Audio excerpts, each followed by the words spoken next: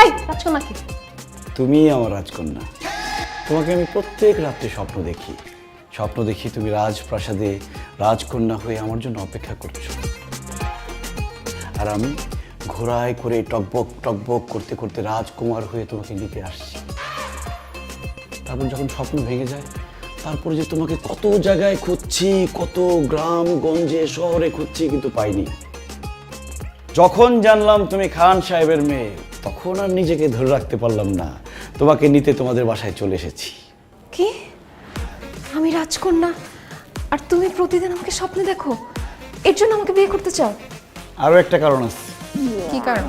আমার দাদা আমাকে বলছে বাংলাদেশের সবচেয়ে সুন্দর একটা মেয়েকে তোর বিয়ে করতে হবে। আমি সারা বাংলাদেশ ঘুরে দেখছি, তোমার মতো সুন্দরী মেয়ে একটাও নাই। তুমি হচ্ছে বাংলাদেশের সবচেয়ে সুন্দরী মেয়ে। সত্যি? এক সত্যি, দুই সত্যি, তিন সত্যি।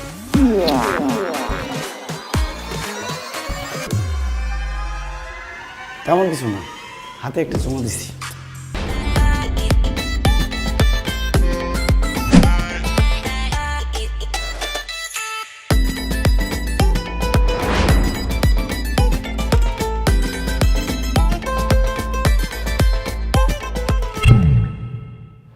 এত সুঘ্রাণ, হ্যাঁ? কি আজকে শ্যাম্পু করছো নাকি? বুড়া বয়সে ভীমরতে ধরছে না, ঢং তো গেল না। তোমার মেয়েদিকে বাসার মধ্যে কি করতেছে সেই খেয়াল রাখো। ছি, ছি, ছি।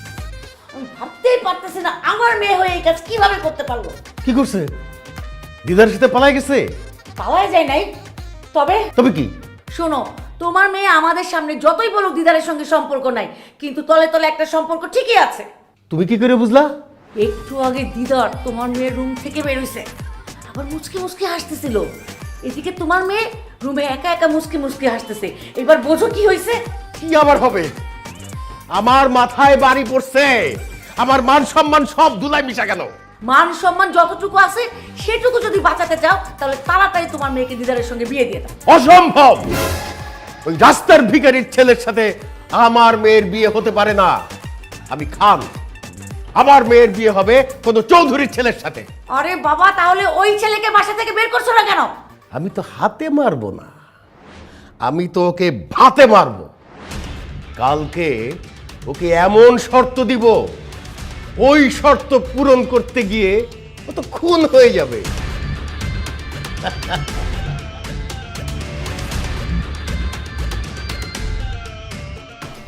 ইয়েস খান সাহেব, আমি রেডি।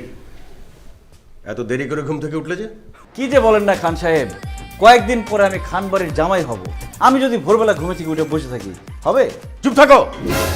আমার আরো দুটো শর্ত পূরণ এখনো বাকি। খান সাহেবের মেয়ের জামাই হওয়ার স্বপ্ন এত তাড়াতাড়ি দেখো না। আপনার বাকি দুটা শর্ত পূরণ করার জন্য আমি তো রেডি। বলেন আপনার পরবর্তী শর্ত কি? আমার বন্ধু এস কে রতন অনেক আগে আমার কাছ থেকে 50 লাখ টাকা ধার নিয়েছিল। দিচ্ছি দেব করে এখন পর্যন্ত টাকাটা ফেরত দিচ্ছে না।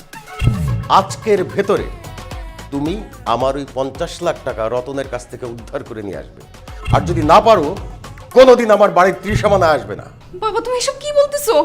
রতন আঙ্কেল তো ডেঞ্জারাস লোক, সে তো তোমাকেই বলে দিছে যে তুমি যদি তার কাছে টাকা চাইতে যাও সে তোমাকে খুন করে ফেলবে, আর দিদার যদি যাইতে তো ওকেও খুন করে ফেলবে। ইস, দরদ একবারে উতলায় পড়তেছে। এই, তুই কি দিদারকে ভালোবাসিস? তোরা তো মায়া হয় কেন? মা, মায়া হচ্ছে না, প্র্যাকটিক্যালি চিন্তা করো। আমাদের জন্য দিদার যদি তার কাছে গিয়ে কোনোভাবে খুন হয়, তাহলে সেটার জন্য দায়ী কারা থাকবে? আমরা, কারণ আমরা ওনাকে টাকা চাইতে পাঠাচ্ছি। সেটা আমি দেখব। তুমি রতনের কাছ থেকে আমার পাওনা টাকা আদায় করতে পারবে কিনা সেটা বলো। আর যদি না পারো, এই মুহূর্তে আমার বাসা থেকে বেরিয়ে যাও। খালি হাতে ফিরে যাবার জন্য এই দিদার এই বাসায় আসেনি। আমি আসছি একা, যাব আমার বউকে নিয়ে। আজকের মধ্যে রতনের কাছ থেকে টাকা এনে আমি আপনাকে বুঝিয়ে দিব। আপনি এত ওভার কনফিডেন্ট হয়েন না। আপনি চিনেন রতন আঙ্কেলকে? সে কথায় কথায় মানুষ খুন করে। তার কাছে আপনি যেতে পারবেন, কিন্তু জান নিয়ে ফেরত আসতে পারবেন না। মারিয়া, আমি প্রেমিক। প্রেমিক কখনো মরণকে ভয় পায় না। খান সাহেব, আমি যাচ্ছি। রতনের কাছ থেকে টাকা এনে আমি আপনাকে বুঝিয়ে দেব। মারিয়া, আমার জন্য দোয়া করো যাতে টাকা নিয়ে ঠিকঠাক মতো আসতে পারি। I love you. আসসালামু আলাইকুম।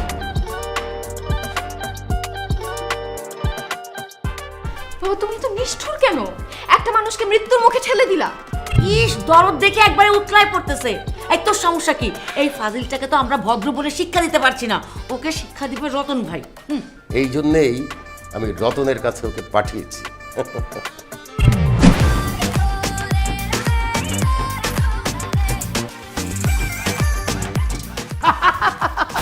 সম্পর্ক দূর, তোমার আমার সম্পর্ক আমার বউ কোনো জানতেই পারবে না।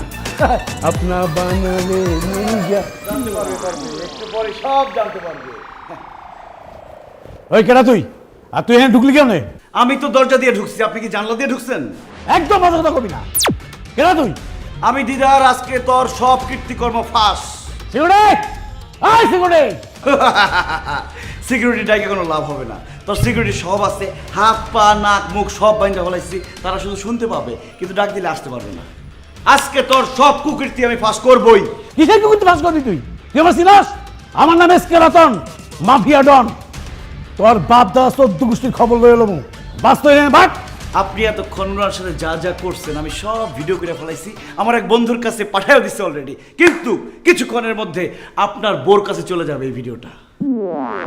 আর আপনি তো ঘর জামাই থাকেন, যখন আপনার বউ আর শ্বশুর এই ভিডিওটা দেখবে তখন আপনার কি অবস্থাটা হবে একবার চিন্তা করে দেখেন। ভাই তুমি আমার ক্ষতি করো না ভাই। ভাই তুমি যদি এই ভিডিও আমার বউরে দেখাও তাহলে আমার বউ না আমার তালাক দেবে।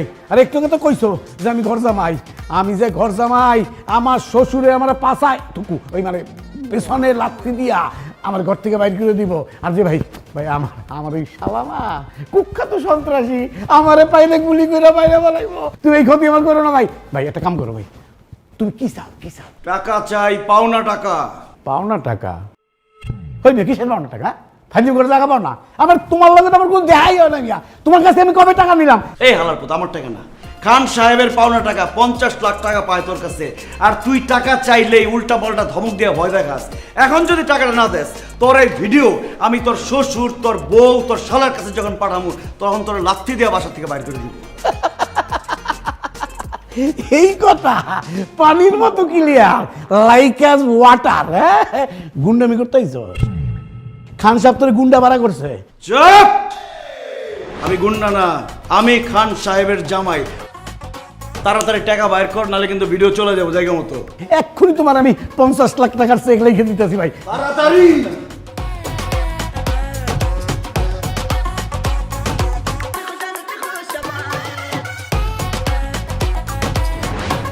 এই চেক যদি বাউন্স করে না তোর কিন্তু খবর আছে। এই চেক বাউন্স হবে না, আমার কসম, আমার বউর কসম, আমার শ্বশুরের কসম, আমার এই সন্তানী শালার কসম, আমার এই ডালিগের কসম। আপনা বানা। আচ্ছা ঠিক আছে, আমি তোর কথা বিশ্বাস করলাম, আমি চাইতেছি। আর আপা, আপনি মনে হয় একটা কিছু জানেন না, উনি আপনি ছাড়া আর 14টা গার্লফ্রেন্ড রাখেন।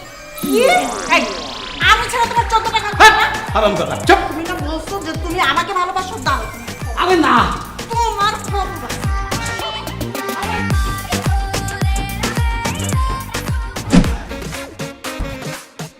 সালমা, ও তো দেখি সত্যি সত্যি 50 লাখ টাকার চেক নিয়ে আসছে। এখন কি হবে? এই, তুমি একটু ভালো করে চেক করে দেখো না, ও যে বাটপার, আমার তো মনে হয় সাইনটাও নকল করে নিয়ে আসছে। না না না, আমি রতনের সাইন চিনি, 100% খাঁটি রতনের সিগনেচার। আমি বুঝলাম না, বাবা 5 বছর যাবত রতন আঙ্কেলের কাছ থেকে টাকাটা আদায় করতে পারে নাই, আপনি কিভাবে আদায় করলেন? মারিয়া, কথায় জাত কথায় ভাত, কথায় মাত কথায় কাত। আমি ওনাকে সুন্দর করে কিছু কথা বলে মাত করে দিলাম, উনি কাত হয়ে চেকটা লিখে দিল। আরে বাবা, কি কি সুন্দর কথা বলছেন সেইটা তো বলবেন। আচ্ছা ঠিক আছে, কি সুন্দর কথা বললাম সেটা যেহেতু তোমরা শুনতেই চাইতেছো আমি বলি।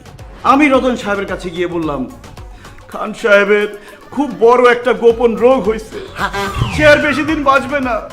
তারপরে তার কাছে আকুতি মিনতি করে বললাম যে রতন সাহেব প্লিজ খান সাহেবকে বাঁচান, কয়েকটা টাকার জন্য উনি মরে যেতে পারে না। না না, রতন সাহেব আমার কথা শুনে ইমোশনাল হয়ে অনেক কান্নাকাটি করলো, বললো আমার বন্ধু বেঁচে থাকবে, আমার বন্ধু খানকে বাঁচতে হবে। তারপর উনি চেকটা লিখে দিল, আমি নিয়ে আসলাম। এই বেয়াদব ছেলে, তোমাকে কে বলেছে ওর বড় রোগ হয়েছে এই কথা বলতে? এখন যদি সত্যি সত্যি বড় কোনো রোগ হয়ে যায় তখন? আর রোগ হলে সমস্যা কি? টাকা তো পাইছেন, ওটা তো চিকিৎসা করবেন। যাক সেসব কথা। খান সাহেব, আপনার পরবর্তী শর্তের কথা বলেন, আমি তাড়াতাড়ি শর্ত পূরণ করব, কারণ আমার আর